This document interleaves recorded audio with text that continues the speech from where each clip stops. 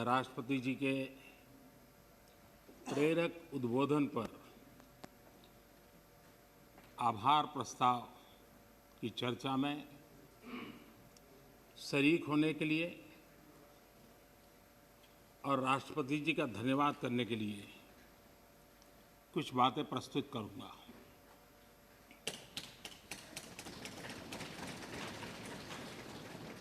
राष्ट्रपति जी का भाषण भारत के 130 करोड़ नागरिकों की संकल्प शक्ति का परिचायक है। विकट और विपरीत काल में भी यह देश किस प्रकार से अपना रास्ता चुनता है, रास्ता तय करता है और रास्ते पर अचीव करता हुआ आगे बढ़ता है, ये सारी बातें विस्तार से राष्ट्रपति जी ने अपने अभिभाषण में कही है। उनका एक एक शब्द देशवासियों में एक नया विश्वास पैदा करने वाला है और हर किसी के दिल में देश के लिए कुछ करने की प्रेरणा जगाने वाला है। और इसलिए हम उनका जितना आभार व्यक्त करें उतना कम है। इस सदन में भी 15 घंटे से ज़्यादा चर्चा हुई है। रात को 12-12 बजे तक हमारे सभी माननीय सांसदों ने इस चेतना को जगाए रखा है, चर्चा को जीवंत बनाया है, अधिक शार्पन किया है। इस चर्चा में भाग लेने वाले सभी माननीय सदस्यों का मैं हृदय से आभार व्यक्त करता हूं। मैं विशेष रूप से हमारी महिला सांसदों का आभार व्यक्त करना चाहता हूं, क्योंकि इस चर्चा में उनकी भागीदारी भी ज़्यादा थी, विचारों की धार भी थी, रिसर्च करके बातें रखने का उनका प्रयास था और अपने आप को इस प्रकार से तैयार करके कि उन्होंने इस सदन को समृद्ध किया है, चर्चा को समृद्ध किया है। और इसलिए उनकी ये तैयारी, उनके तर्क और उनकी सूझबूझ, इसके लिए मैं विशेष रूप से महिला सांसदों का अभिनंदन करता हूं, उनका आभार व्यक्त करता हूं। भारत आज़ादी के 75वें वर्ष एक प्रकार से अभी दरवाजे पर दस्तक दे ही रहे हैं। 75 वर्ष का पड़ाव हर हिंदुस्तानी के लिए गर्व का है और आगे बढ़ने के पर्व का भी है।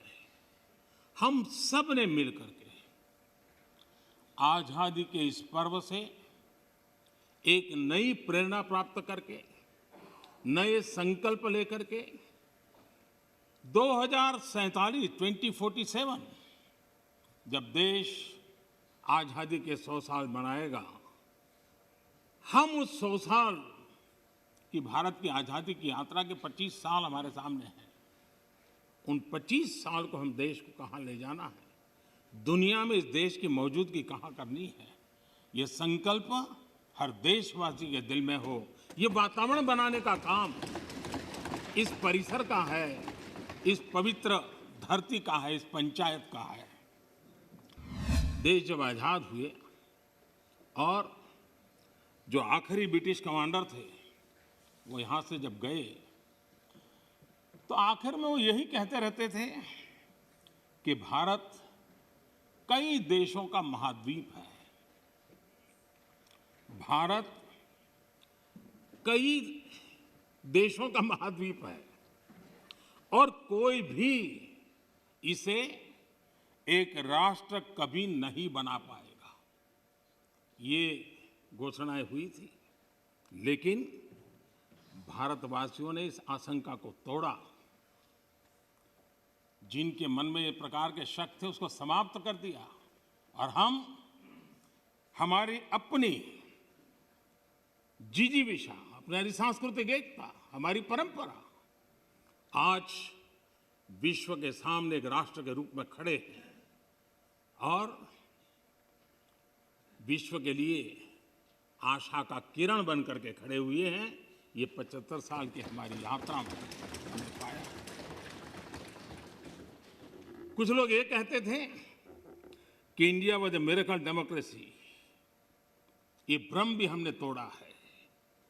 लोकतंत्र की हमारी रगों में, हमारे सांस में किस प्रकार से बुना हुआ है। हमारी हर सोच, हर पहल, हर प्रयास लोकतंत्र की भावना से भरा हुआ रहता है। इस बात को हमने अनेक चुनाव आए, अनेक सत्ता परिवर्तन आए, बड़ी आसानी से सत्ता परिवर्तन आए और परिवर्तित सत्ता व्यवस्था को भी सबने हृदय से स्वीकार करके आगे बढ़ाया। 75 साल का ये क्रम रहा है।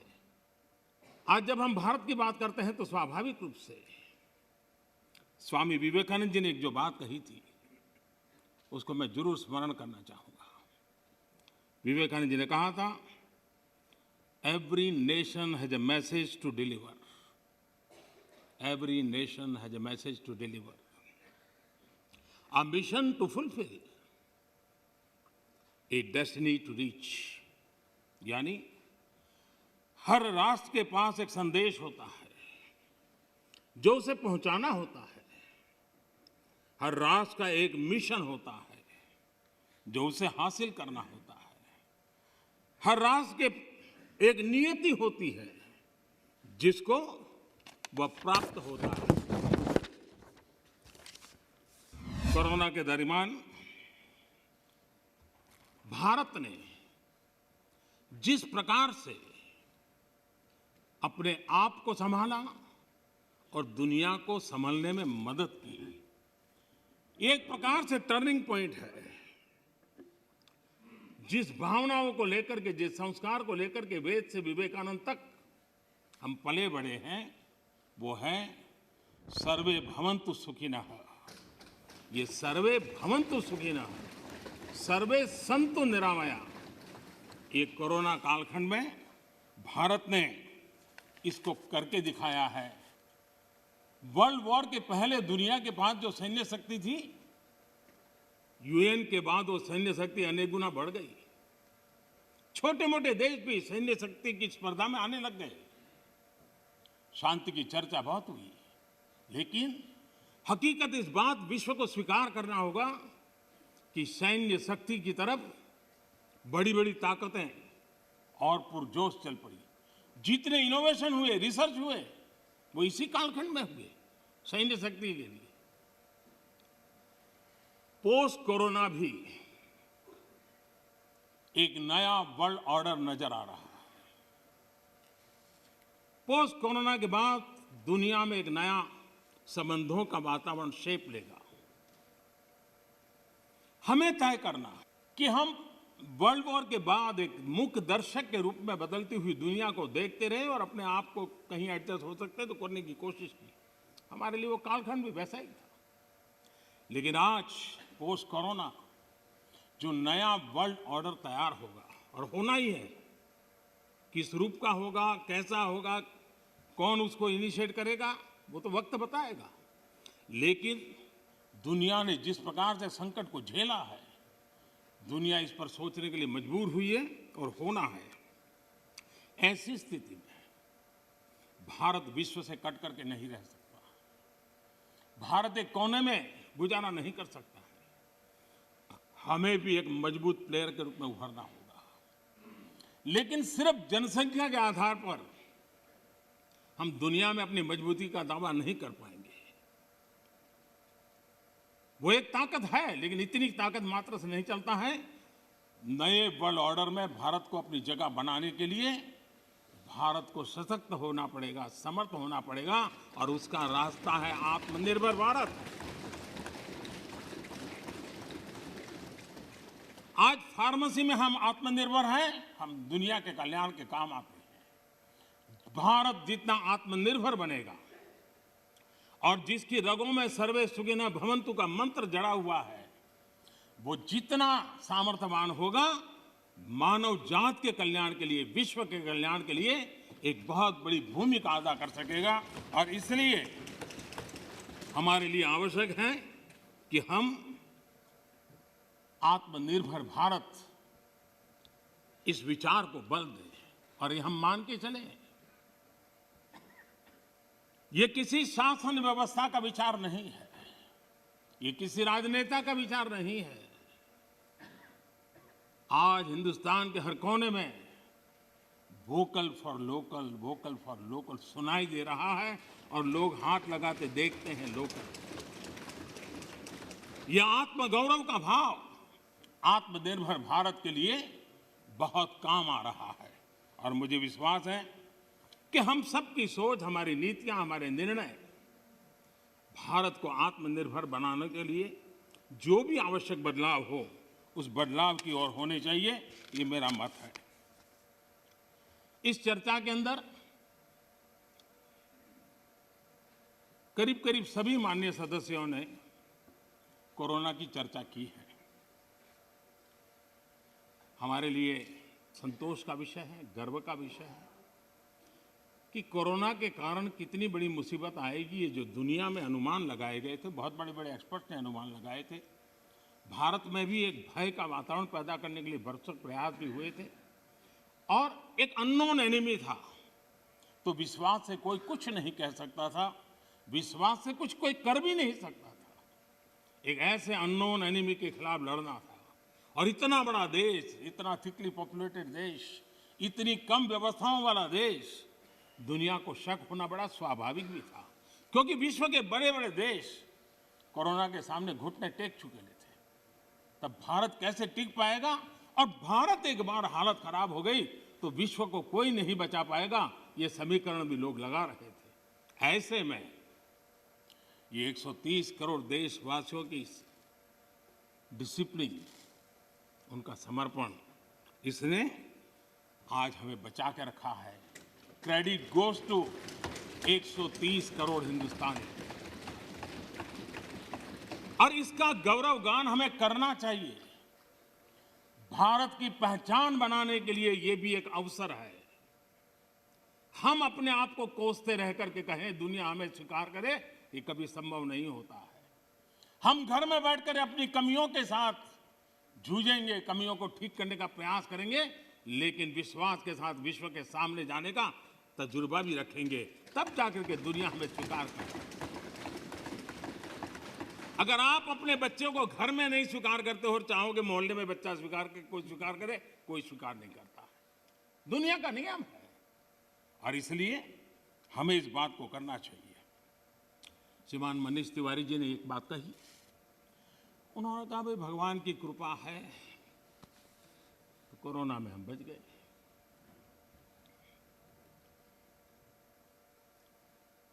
मैं इस बात से जरूर कुछ कहना चाहूंगा। ये भगवान की ही कृपा है जिसके कारण दुनिया इतनी बड़ी हिल गई, हम बच गए। भगवान की कृपा। क्योंकि वो डॉक्टर्स, वो नर्स भगवान का रूप बन के आए थे। क्योंकि वो डॉक्टर, वो नर्स अपने छोटे छोटे बच्चों को शाम को घर लौटूंगा कह करके जाते थे। 15-15 दिन तक लौट नहीं सकते थे, वो भगवान का रूप लेकर के आए थे। हम कोरोना से जीत पाए क्योंकि ये हमारे सफाई कर्मचारी, मौत और जिंदगी का खेल उनके लिए भी था, लेकिन जिस मरीज के पास कोई नहीं जा सकता था, मेरा सफाई कर्मचारी वहां जाकर के उसको साफ सुथरा रखने का प्रयास करता था।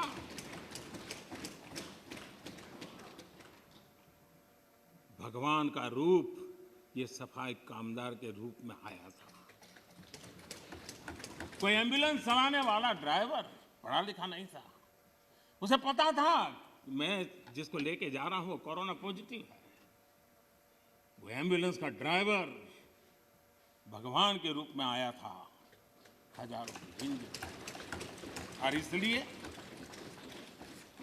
भगवान का रूप ही था जिसने हमें बचाया है। लेकिन भगवान अलग अलग रूप में आया था, और जितनी हम उनकी प्रशंसा करेंगे, जितना हम गौरवगान करेंगे, देश की सफलता का जितना गौरवगान करेंगे, हमारे भीतर भी एक नई ताकत पैदा होगी। कई कारणों से जिन लोगों के भीतर निराशा फैल चुकी है, उनको भी मैं कहता हूं कि कुछ पल के लिए 130 करोड़ देशवासियों के इस पराक्रम को याद कीजिए, आपके अंदर भी ऊर्जा आ जाएगी।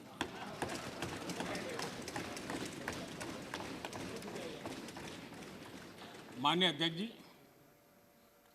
इस कोरोना काल एक ऐसा कसौटी का काल था जिसमें सच्ची कसौटी तब होती थी जब संकट होता है। सामान्य स्थिति में बहुत जल्दी ध्यान में नहीं आता है। दुनिया, बड़े बड़े देश, कोरोना में जो हुआ वो तो है, लेकिन उन्होंने हर एक ने तय किया कि वे अपने नागरिकों को सीधे पैसे पहुंचाएंगे ताकि इस संकट की घड़ी में उनके नागरिकों को मदद मिले। आपको जानकर के ताज्जुब होगा, दुनिया के बहुत सारे देश उस कोरोना, लॉकडाउन, कर्फ्यू, आशंका, इस वातावरण के कारण चाहते हुए भी खजाने में पाउंड और डॉलर के ढेर होने के बावजूद भी अपने नागरिकों तक नहीं पहुंचा पाए। बैंक बंद, पोस्ट बंद, व्यवस्थाएं बंद, कुछ नहीं कर पाए। इरादा था, घोषणाएं भी हुई। ये हिंदुस्तान है कि जो इस कोरोना कालखंड में भी करीब करीब 75 करोड़ से अधिक भारतीयों को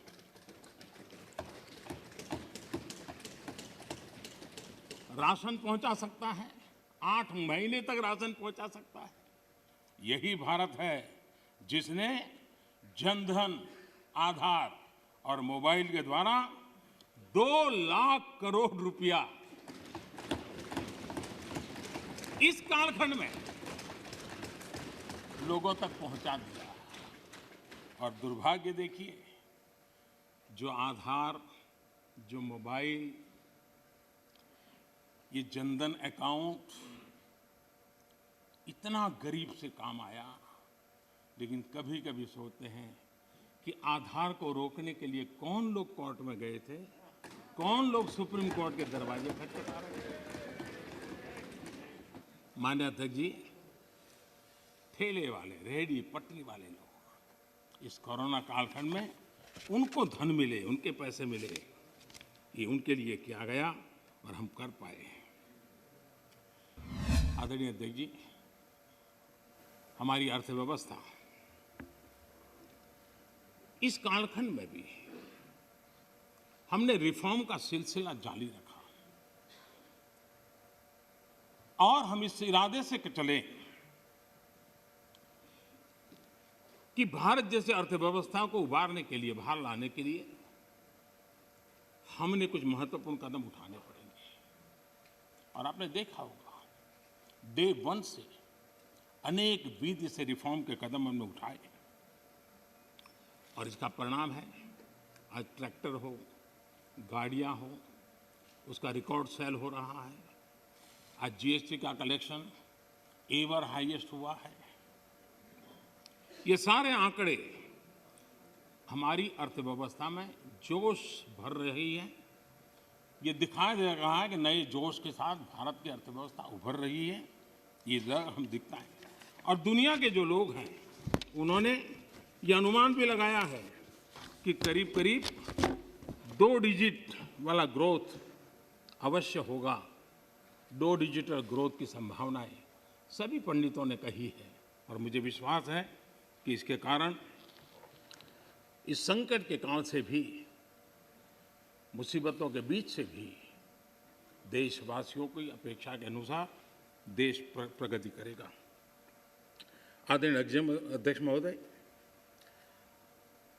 इस कोरोना काल में 3 कृषि कानून भी लाए गए।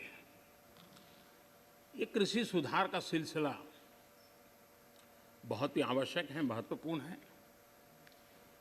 और वर्षों से जो हमारा कृषि क्षेत्र चुनौतियां महसूस कर रहा है, उसको बाहर लाने के लिए हमने निरंतर प्रयास करना ही होगा।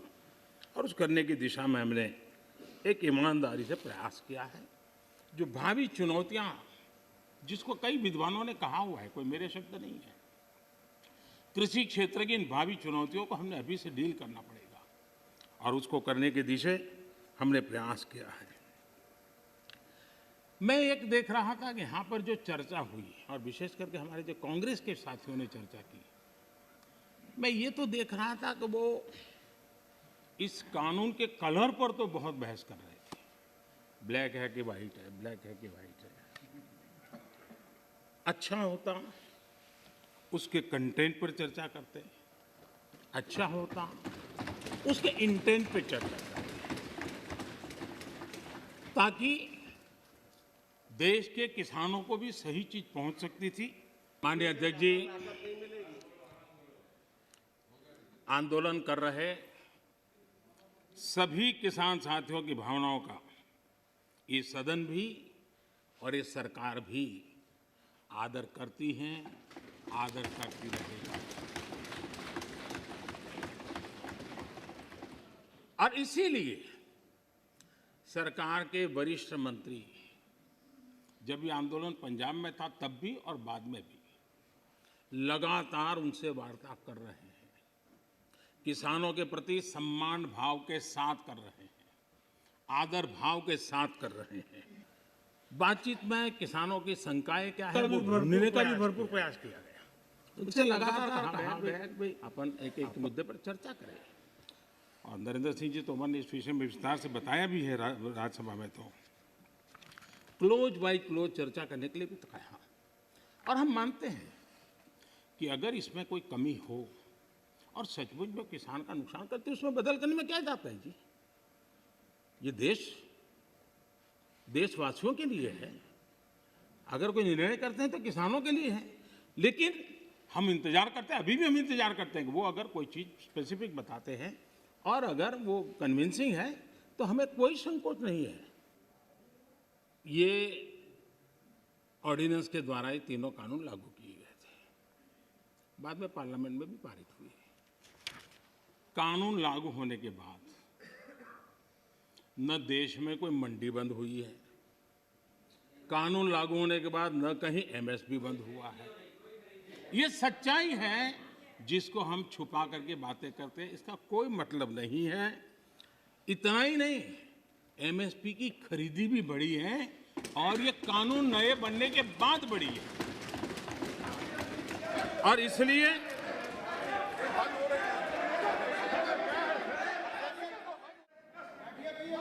माननीय अध्यक्ष जी,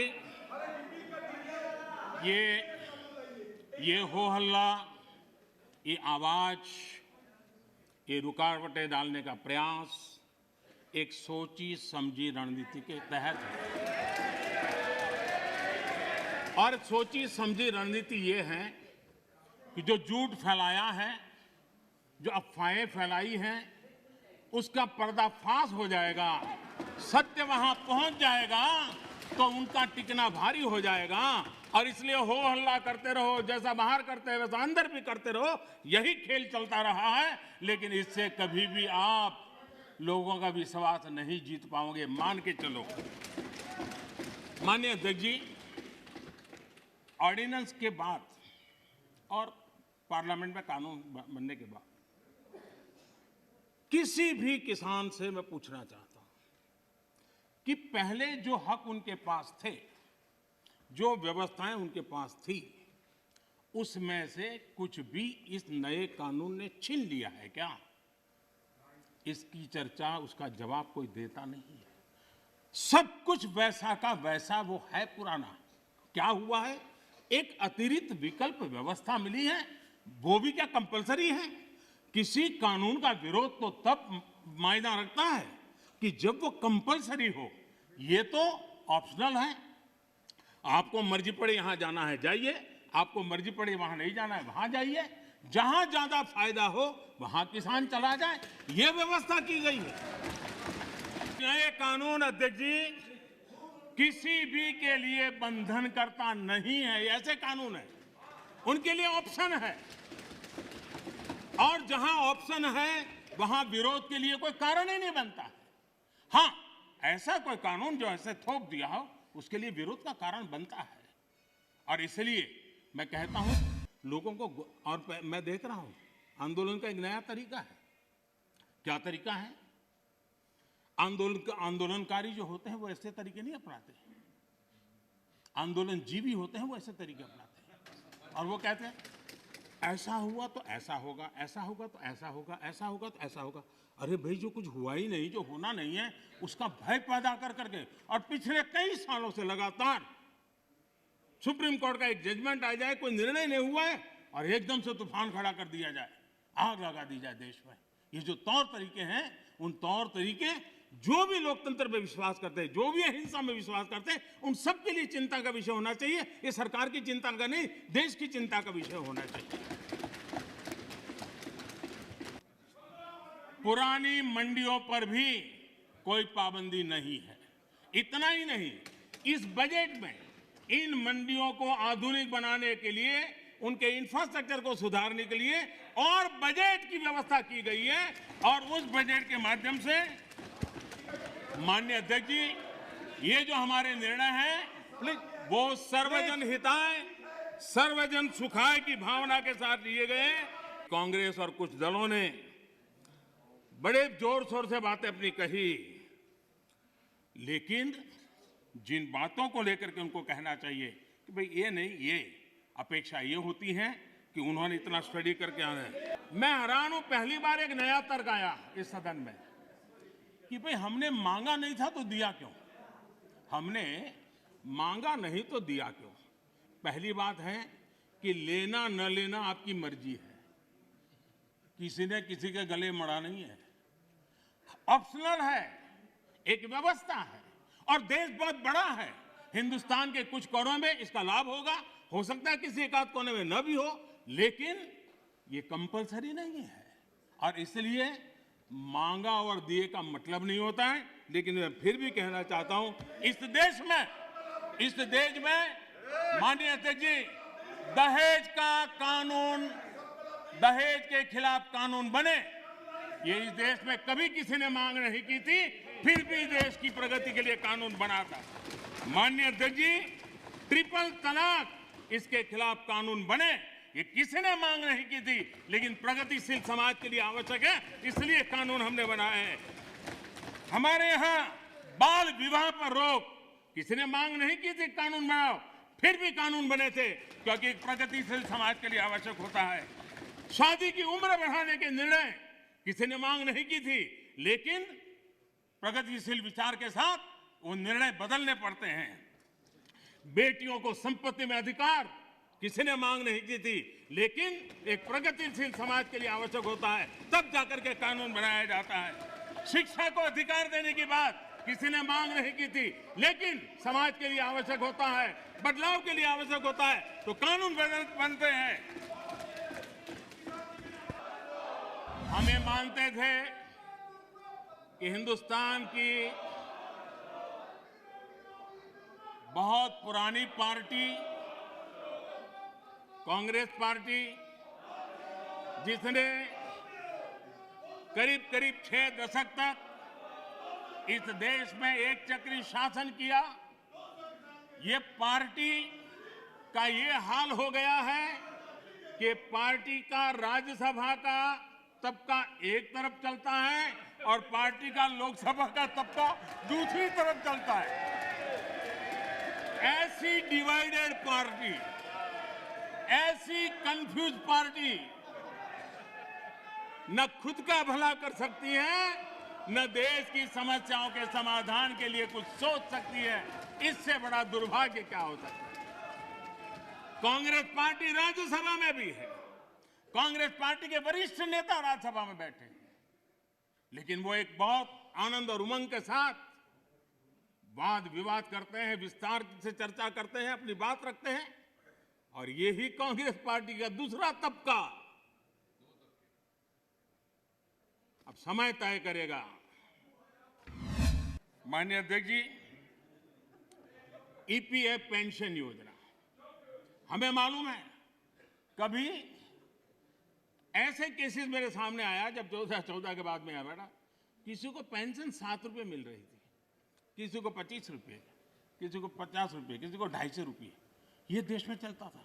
मैंने कहा भैया इन लोगों को ऑटो रिक्शा में वो पेंशन लेने जाने का भी खर्चा उससे ज़्यादा होता होगा। किसी ने मांग नहीं थी, किसी मजदूर संगठन ने मुझे आवेदन पत्र नहीं दिया था। माननीय अध्यक्ष जी,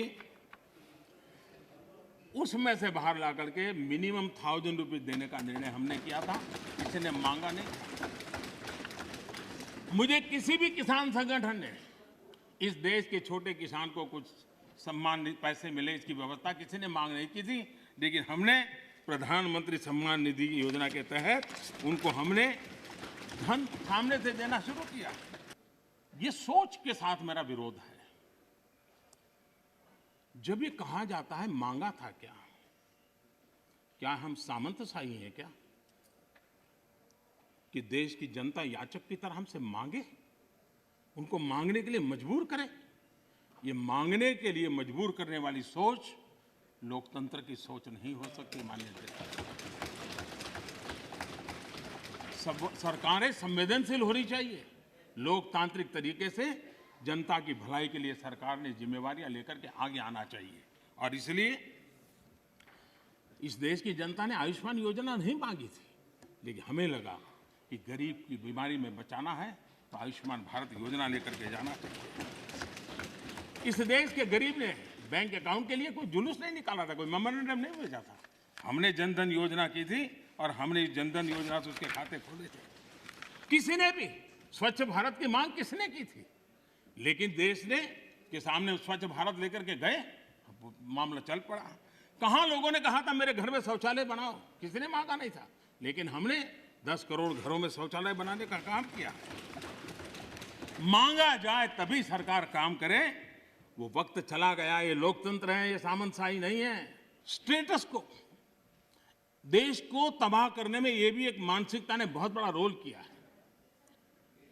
दुनिया बदल रही है, कब तक हम स्टेटस को ऐसे ही करते रहेंगे तो मैं समझता हूं कि स्थितियां बदलने वाली नहीं है।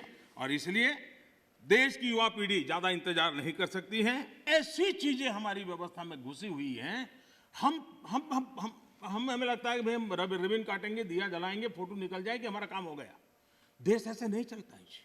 हमने जिम्मेवारी के साथ देश में बदलाव के लिए हर प्रकार की कोशिश करनी चाहिए। गलतियां हो सकती है, लेकिन इरादा अगर नेक हो तो परिणाम अच्छे मिलते भी हैं। हो सकता है एक आध में हमें ना भी मिले।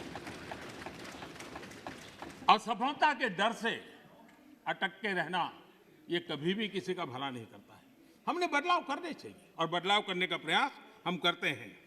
माननीय अध्यक्ष जी, हमारे यहाँ खेती, हमारे यहाँ किसानी एक प्रकार से हमारी संस्कृति की मुख्य धारा का हिस्सा रही है। एक प्रकार से हमारी संस्कृति के प्रवाह के साथ हमारी किसानी जुड़ी हुई है। राज्यसभा के अंदर मैंने विस्तार से छोटे किसानों के संबंध में बात कही है और देश का 80-85% वर्ग, इसको हम उपेक्षित रख करके देश का भला नहीं कर सकते हैं। हमने उसके लिए कुछ सोचना ही होगा और बड़ी नक्करता के साथ हमने सोचना होगा। और मैंने गिन करके बताया है कि छोटे किसानों की कैसी उपेक्षा हुई है, किसानों के नाम पे हुई है। उसमें एक बदलाव बहुत जरूरी है और आपको भी, ये छोटा किसान जाग जाएगा तो जवाब आपको भी देना पड़ेगा। ये मैं पूरी तरह समझता हूँ। हमारे यहाँ जैसे जैसे आबादी बढ़ रही है, जमीन का टुकड़ा छोटा होता जा रहा है, परिवार के अंदर जमीन जो है बढ़ जाती है। हमें ये आज़ादी के बाद हमारे देश में 28% खेतर मजदूर थे, 28% लैंडलेस लेबरर थे। 10 साल पहले जो सेंसस हुआ उसमें ये जनसंख्या, खेतीहर संख्या 28 से 55% हो गई।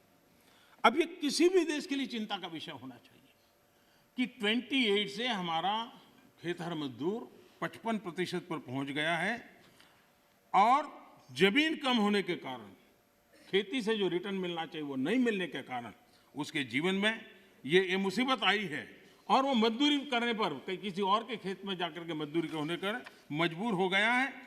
और दुर्भाग्य है कि हमारे देश में खेती में निवेश जो होना चाहिए वो नहीं हो रहा है। सरकार उतना कर नहीं पा रही है, राज्य सरकारें भी नहीं कर पा रही हैं और किसान खुद भी नहीं कर पा रहा है। जो कुछ भी उसको निकलता है बच्चों को पालने में और पेट भरने में उसका चला जाता है, और इसलिए निवेश की बहुत बड़ी आवश्यकता है। जब तक हम निवेश नहीं लाएंगे, जब तक हम हमारी खेती को आधुनिक नहीं करेंगे, हम जब तक छोटे से छोटे किसान की भलाई के लिए व्यवस्थाएं विकसित नहीं करेंगे, हम देश के एग्रीकल्चर सेक्टर को ताकतवर नहीं बना सकते हैं। और इसलिए हमारा किसान आत्मनिर्भर बने, उसको अपनी उपज बेचने की आज़ादी मिले, उस दिशा में हमने काम करने की आवश्यकता है। और हमारा किसान सिर्फ गेहूं और चावल वहां सीमित रहे, उससे भी बात बनने वाली नहीं है। दुनिया में मार्केट क्या है, आज उसके रिसर्च हो रहे हैं। उस प्रकार की चीजों का उत्पादन करें और वो चीजें दुनिया के बाजार में बेचें। स्ट्रॉबेरी हम बाय एंड लार्ज मानते हैं कि वो ये ठंडे प्रदेशों का है। मैं देख रहा हूं जी कच्छ के रेगिस्तान में स्ट्रॉबेरी हो रही है। मैं देख रहा हूं जी मध्य प्रदेश के अंदर, उत्तर प्रदेश के अंदर वहां स्ट्रॉबेरी हो रही है, बुंदेलखंड में जहां पानी की दिक्कत है। इसका मतलब ये हुआ कि हमारे यहाँ संभावनाएं हैं। हमारे किसान को गाइड करके हम नई नई चीज़ों पे ले जाएंगे। मैं जरूर मानता हूँ कि हमारा देश का किसान आगे आएगा, लेकिन उसको ये ठीक है, उसका अनुभव ऐसा है कि उसको हिम्मत देनी पड़ती है, उसका हाथ पकड़ना पड़ता है, उसको हाथ लेकर के चलना पड़ता है। अगर वो चल पड़ता है तो कमाल करके दिखाता है। उसी प्रकार से कृषि के अंदर जितने नए रास्ते निवेश बढ़ेगा, मैं मानता हूं रोजगार के अवसर भी बढ़ने वाले हैं और दुनिया में एक हमें नया मार्केट मिल सकता है। हमारे यहाँ ग्रामीण अर्थव्यवस्था में सुधारने के लिए एग्रो बीज इंडस्ट्री की संभावनाएं भी बढ़ेगी, और इसलिए हमें इस पूरे क्षेत्र को आत्मनिर्भर बनाने की दिशा में हमने जरूर काम करना चाहिए। कई विपरीत परिस्थितियों में भी हमारे किसान ने रिकॉर्ड उत्पादन किया है। कोरोना काल में भी रिकॉर्ड उत्पादन किया है। ये हम सब की जिम्मेदारी है कि हमारे किसान की जो परेशानियां हैं वो कम हो, उनके सामने जो चुनौतियां हैं वो चुनौतियां कम करने के लिए हम कुछ कदम उठाएं, और इन कृषि सुधारों से हम उस दिशा में कुछ न कुछ करने का प्रयास कर रहे हैं। और हमें 21वीं सदी में 18वीं शताब्दी की सोच से हमारे एग्रीकल्चर सेक्टर को हम उसकी चुनौतियों को पूरा नहीं कर सकते हैं, उसी को हमने बदलना होगा। कोई नहीं चाहता है कि हमारा किसान गरीबी के चक्कर में फंसा रहे, उसको जिंदगी जीने का हक न मिले। मैं मानता हूं कि उसको आश्रित रहना न पड़े, उसको पराधीन न रहना पड़े, सरकारी टुकड़ों पर पलने के लिए मजबूर न होना पड़े। ये जिम्मेवारी भी हम सबकी है। हमारी सरकार ने छोटे किसानों के लिए हर कदम को आप देखेंगे तो छोटे किसानों को हमने बीज से लेकर के बाजार तक पिछले 6 वर्षों में अनेक ऐसे इंटरवेंशन किए हैं जो छोटे किसान की मदद कर सकते हैं, छोटा किसान का लाभ सकते हैं। हमारे पास मॉडल है, सफल मॉडल है। उन सफल मॉडल का हमने प्रयोग करना चाहिए। हमने उनको वैकल्पिक बाजार देना चाहिए। दूसरा एक महत्वपूर्ण काम जो हमने किया है, 10,000 फार्मर्स प्रोड्यूसर ऑर्गेनाइजेशन, ये किसानों के लिए, छोटे किसानों के लिए एक बहुत बड़ी ताकत के रूप में उभरने वाले हैं। इसके कारण किसान अपना बाजार ढूंढने के लिए एक सामूहिक शक्ति के रूप में उभरेगा। ये 10,000 एफपीओज बनने के बाद आप देखना कि गांव के अंदर किसान छोटे हैं, उसको बाजार की ताकत किसान डिक्टेट करेगा, वो बन जाएगी और किसान ताकतवर बनेगा, ये मेरा पूरा विश्वास है।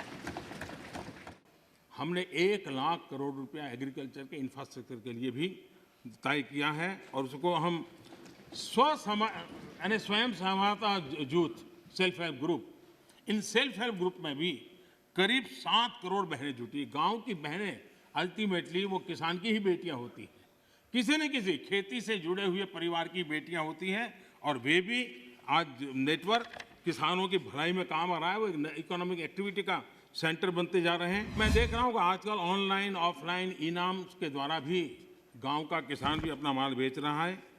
हमने किसान रेल का एक प्रयोग किया इस कोरोना कालखंड का उपयोग करते हुए, और ये किसान रेल और किसान उड़ान, ये भी अपने आप में बड़े बाजारों तक छोटे किसानों पहुंचाने का एक बहुत बड़ा मदद मिली है।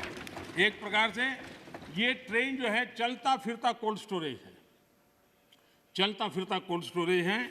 और मैं सदन के सदस्यों से जरूर कहना चाहूँगा कि ये किसान रेल कहने को तो सामान ढोने वाली व्यवस्था है, लेकिन उसने दूर सुदूर गांव के छोटे किसान को किसी और राज्य के बाजार, दूसरे बाजार के साथ जोड़ दिया। भारत की अर्थनीति की किताब में चौधरी साहब ने लिखा सुझाव दिया है, सारे देश को खाद्यान्न के लिए एक ही क्षेत्र मान लिया जाए। दूसरे शब्दों में, देश के एक भाग से दूसरे भाग में लाने जाने के पर कोई प्रतिबंध न हो। ये चौधरी चरण सिंह जी की किताब का कोट है। कृषि सुधारों, किसान रेल, मंडियों को इलेक्ट्रॉनिक प्लेटफॉर्म, ई-नाम, ये सारी चीजें हमारे देश के किसानों और से छोटे किसानों को एक बहुत बड़ा अवसर देने के प्रयास के भागरूप हो रहा है। देश के लिए समझना बहुत जरूरी है। मैं एक कोट पढ़ता हूं। The state took initiative to amend their state APMC Act in the year 2005 itself, providing for direct marketing, contract farming, setting up of a private market, consumer farmer markets, e-trading, and notified the rules in 2007 to implement the amended provision. In fact, 24 private markets have already come up in the state. ये किसने कहा था? ये APMC act बदल दिया है। इस बात को कौन गर्व से कह रहा था? 24 ऐसे बाजार बन चुके हैं, इसका गौरव कौन कर रहा था? डॉक्टर मनमोहन सिंह जी की सरकार के कृषि मंत्री श्रीमान शरद पवार जी गर्व की बात कर रहे हैं। ये उनका कोट में कह रहा हूं।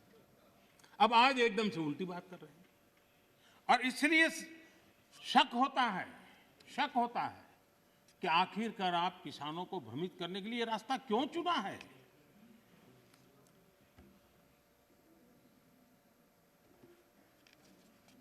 देश की मंडियां चल रहे हैं, सिंडिकेट और कीमतों को प्रभावित करने वाले नेक्सस में के बारे में जब उनको पूछा गया, उनको एक सवाल पूछा था कि ये नेक्सस है मंडियों वालों वगैरह का, तो क्या कहना है? तो शरद पवार का एक दूसरा जवाब है, वो भी बड़ा इंटरेस्टिंग है। उन्होंने कहा था, किसानों के बचाव के लिए ही तो एपीएमसी रिफॉर्म को प्रमोट किया जा रहा है, ताकि किसानों को एपीएमसी मंडियों का विकल्प मिले। जब ज्यादा व्यापारी रजिस्टर होंगे तब स्पर्धा बढ़ेगी और मंडी में सांठगांठ इससे खत्म होगी। भोजपुरी में कहावत है, ना खेलब ना खेल देव, खेलबे बिगाड़ब। ना खेलूंगा ना खेलने दूंगा, मैं खेल को बिगाड़ के रखूंगा। मैं कांग्रेस के साथियों को याद दिलाना चाहता हूं कि देश के लिए पब्लिक सेक्टर जरूरी है, तो प्राइवेट सेक्टर का भी भागीदारी उतनी ही आवश्यक है। सरकार ने मोबाइल मैन्युफैक्चरिंग को प्रोत्साहित किया, प्राइवेट पार्टियां आई, मैन्युफैक्चरर्स आए। आज गरीब से गरीब परिवार तक स्मार्टफोन पहुंच रहा है। टेलीकॉम में स्पर्धा को प्रोत्साहित किया गया, तो मोबाइल पर बात करना करीब करीब जीरो हो गया, और डेटा भी दुनिया में सबसे सस्ता आज हिंदुस्तान में है। यहां तक कि हमारी फार्मा इंडस्ट्री, हमारे वैक्सीन निर्माता, क्या ये सारे सरकारी हैं क्या? आज मानवता के काम अगर भारत आ रहा है तो हमारे इस प्राइवेट सेक्टर का भी बहुत बड़ा रोल है, प्राइवेट एंटरप्राइज का रोल है। और हमें हमारे देश के नौजवानों पर भरोसा होना चाहिए, हमारे देश के नौजवानों पर भरोसा रखना चाहिए। इस प्रकार से कोसते रहेंगे, उनको नीचा दिखाते रहेंगे और हम किसी भी प्राइवेट एक्टिविटी को नकार देंगे। कोई जमाना होगा जब कुछ सरकार करेगी, उस जमाने में जरूर होगा, किया होगा। आज दुनिया बदल चुकी है, समाज की अपनी ताकत है, देश के अंदर ताकत है। हर एक किसी को अवसर मिलना चाहिए, और उनको इस प्रकार से बेईमान घोषित करना, उनके लिए गंदी भाषा का प्रयोग करना, ये कल्चर किसी जमाने में वोट पाने के लिए काम आया होगा, आज वो आने वाला नहीं है। मैंने लाल किले पर से बोला, वेल्थ क्रिएटर भी देश को जरूरी होते हैं, तभी तो वेल्थ बांटेंगे। गरीब तक वेल्थ बांटेंगे कहां से, रोजगार देंगे कैसे? और सब कुछ बाबू ही करेंगे। आईएएस बन गया मतलब वो फर्टिलाइजर का कारखाना भी चलाएगा, आईएएस हो गया तो वो केमिकल का कारखाना भी चलाएगा, आईएएस हो गया वो हवाई जहाज भी चलाएगा। ये कौन सी बड़ी ताकत बना के रख दी है हमने। मैं किसान आंदोलन को पवित्र मानता हूं और भारत के लोकतंत्र में आंदोलन का महात्म्य है और रहने वाला है और जरूरी भी है। लेकिन जब आंदोलनजीवी पवित्र आंदोलन को अपने लाभ के लिए बर्बाद करने के लिए निकलते हैं, तब क्या होता है? कोई मुझे बताए, 3 किसान कानून की बात हो और दंगाबाज लोग जो जेल में हैं, जो संप्रदायवादी लोग जो जेल में हैं, जो आतंकवादी लोग जेल में हैं, जो नक्सलवादी जेल में हैं, उनकी फोटो लेकर के उनकी मुक्ति की मांग करना, ये किसानों के आंदोलन को अपवित्र करने का प्रयास है कि नहीं? माननीय अध्यक्ष जी, इस देश में टोल प्लाजा, इस देश में टोल प्लाजा सभी सरकारों ने स्वीकार की हुई व्यवस्था है।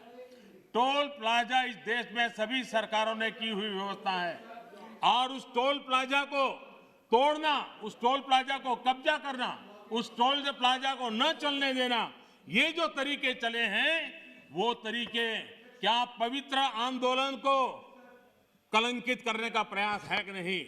जब पंजाब की धरती पर सैकड़ों की तादाद के अंदर, पंजाब की धरती पर सैकड़ों की तादाद के अंदर जब टेलीकॉम के टावर तोड़ दिए जाएं, क्या वो किसान की मांग से सुसंगत है? क्या किसान के पवित्र आंदोलन को बर्बाद करने का काम आंदोलनकारी ने नहीं, आंदोलनजीवियों ने किया हुआ है। और इसलिए देश को आंदोलनकारी और आंदोलनजीवियों के बीच फर्क करना बहुत जरूरी है और देश को इन आंदोलनजीवियों से बचाना वो भी उतना ही जरूरी है। सही बात कहने में कोई बुराई भी नहीं है, लेकिन इस वर्ग के ऐसे लोगों से नफरत चीड़ है जो डूइंग द राइट थिंग्स पर चलते हैं। ये फर्क समझने जैसा है। टॉकिंग द राइट थिंग्स, इसकी वकालत करने वाले जब डूइंग द राइट थिंग की बात आती है तो उसी के सामने खड़े हो जाते हैं। ये चीजों को सिर्फ बोलने में विश्वास करते हैं, अच्छा करने में उनका भरोसा ही नहीं है। जो लोग इलेक्टोरल रिफॉर्म की बात करते हैं, 1 नेशन 1 इलेक्शन, उसकी जब बात आती है तो विरोध में खड़े हो जाते हैं।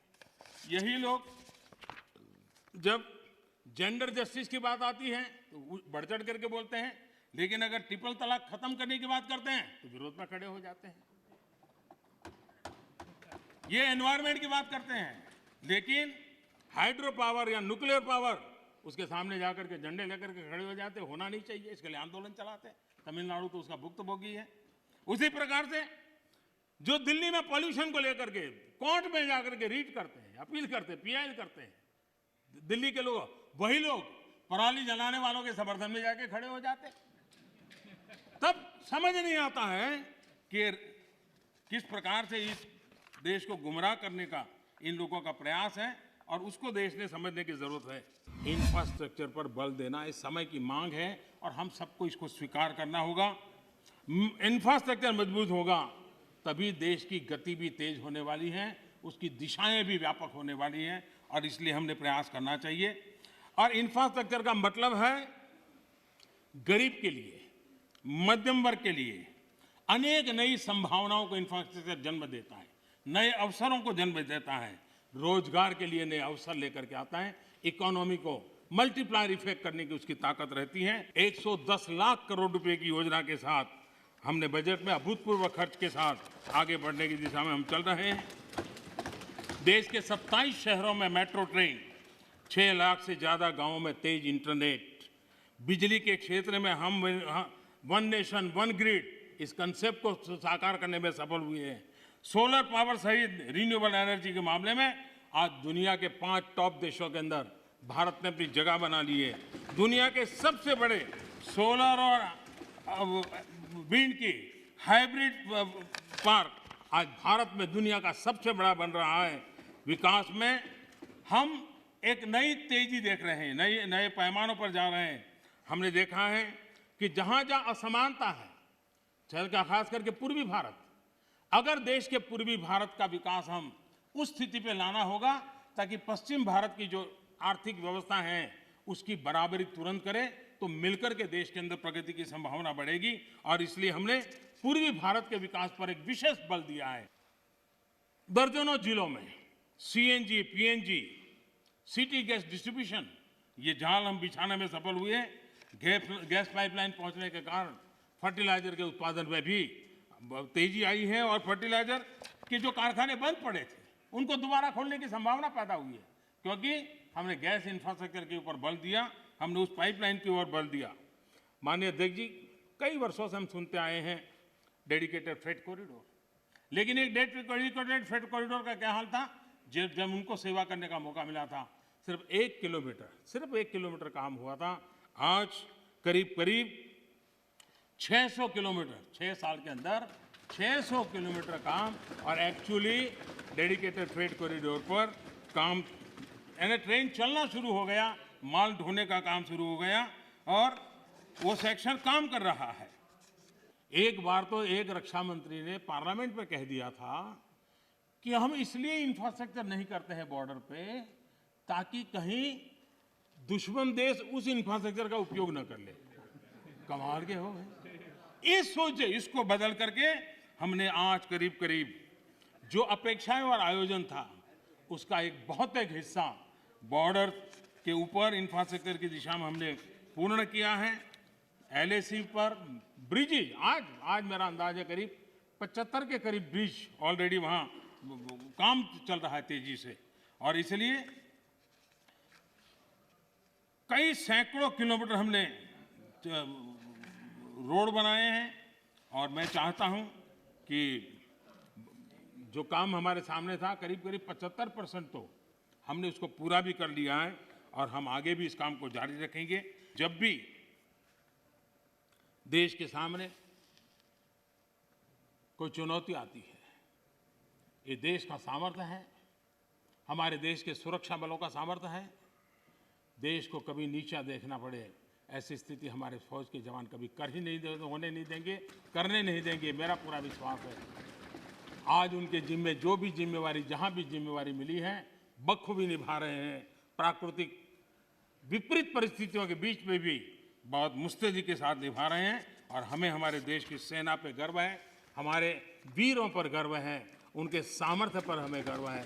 और देश हिम्मत के साथ अपने फैसले भी करता है और हम उसको आगे भी ले जा रहे हैं। मैंने कभी एक गजल सुना था, ज़्यादा तो मुझे इसमें रुचि नहीं है, मुझे ज़्यादा आता भी नहीं है, लेकिन उसमें लिखा था, मैं जिसे ओढ़ता बिछाता हूँ, मैं जिसे ओढ़ता बिछाता हूँ, वो गजल आपको सुनाता हूँ। मुझे लगता है ये जो साथी चले गए, वो जिन चीज़ों के अंदर जीते हैं, पलते हैं, वो वही सुनाते रहते हैं जो उनके कालखंड में उन्होंने देखा है, जो उनके कालखंड में उन्होंने किया है, उसी को वो कहते रहते हैं। और इसलिए मैं समझता हूँ कि हमें अब चलना ही होगा, हमें बड़ी हिम्मत के साथ आगे बढ़ना ही होगा। और मैंने कहा, पोस्ट कोरोना एक नया वर्ल्ड ऑर्डर जब हमारे सामने आ रहा है, तो भारत ने कुछ नहीं बदलेगा कि मानसिकता छोड़ देनी होगी। ये तो चलता है, चलता रहेगा, मानसिकता छोड़ देनी पड़ेगी। 130 करोड़ देशवासियों का सामर्थ्य लेकर चल। प्रॉब्लम होंगे, अगर मिलियंस ऑफ प्रॉब्लम है तो बिलियंस ऑफ सॉल्यूशन भी है। ये देश ताकतवर है और इसलिए हमने हमारी संवैधानिक व्यवस्थाओं पर विश्वास रखते हुए हमने आगे बढ़ना होगा। और मुझे विश्वास है कि हम इस बातों को लेकर के आगे चलेंगे। ये बात सही है कि मिडल मैन कल्चर खत्म हुआ है, लेकिन देश का मिडिल क्लास जो है उसकी भलाई के लिए बहुत तेजी से काम हो रहे हैं, जिसके कारण देश को आगे बढ़ाने में अब जो मिडिल क्लास का बल्क है वो बहुत बड़ी भूमिका अदा करने वाला है। और उसके लिए आवश्यक जो भी कानूनी व्यवस्थाएं करनी पड़ी वो कानूनी व्यवस्था भी हमने की है। माननीय अध्यक्ष जी, एक प्रकार से विश्वास के साथ एक प्रगति के वातावरण में देश को आगे ले जाने का निरंतर प्रयास चल रहा है। मैं राष्ट्रपति जी का हृदय से आभारी हूं कि अनेक विषयों पर उन्होंने स्पर्श किया है। जिनका राजनीतिक एजेंडा है वो उनको मुबारक। हम देश के एजेंडा को लेकर के चलते हैं, देश के एजेंडा को लेकर के चलते रहेंगे। मैं फिर एक बार देश के किसानों से आग्रह करूंगा कि आइए टेबल पर बैठ करके मिल करके समस्याओं का समाधान करें। इसी अपेक्षा से राष्ट्रपति जी के भाषण को राष्ट्रपति जी का धन्यवाद करते हुए मैं अपनी वाणी को विराम देता हूं।